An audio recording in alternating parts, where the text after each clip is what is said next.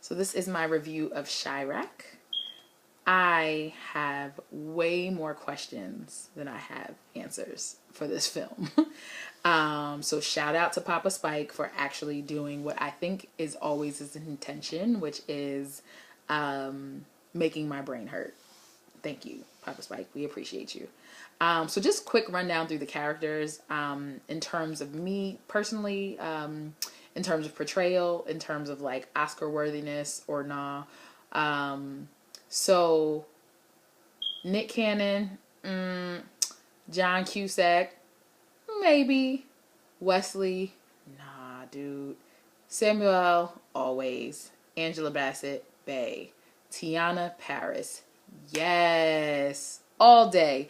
Tiana slayed in this film. I did not know her prior to this movie, and I so want to see so much more of her after this movie. She was the on-screen embodiment and personification of Black girl magic, and she slayed this role. I personally feel like she carried the entire film. Just with the life she brought, and just fierce, just wow, just gorgeous and talented, and you go, girl. Yes, all day, every day. I think, you know, the themes that the film touches on have been you know, discussed ad nauseum.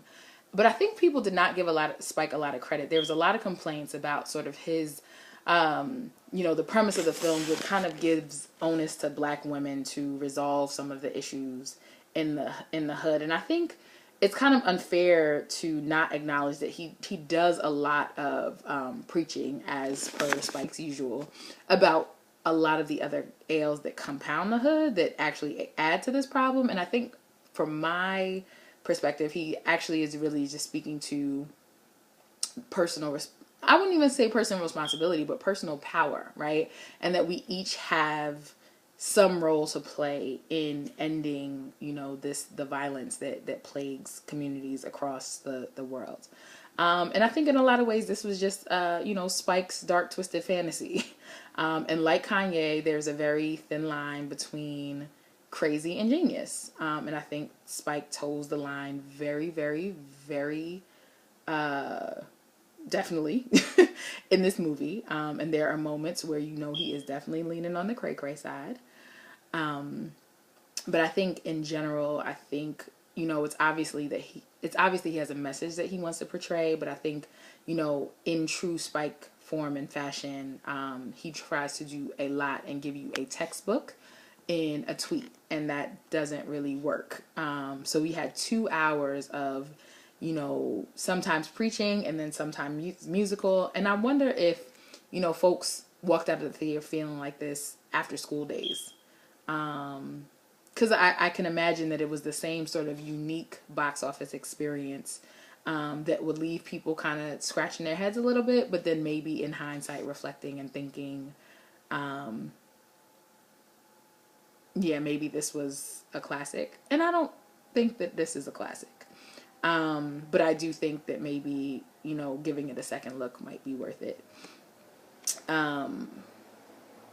Yeah, I think... Oh, Jennifer Hudson was also in this movie. Yeah. J-Hud.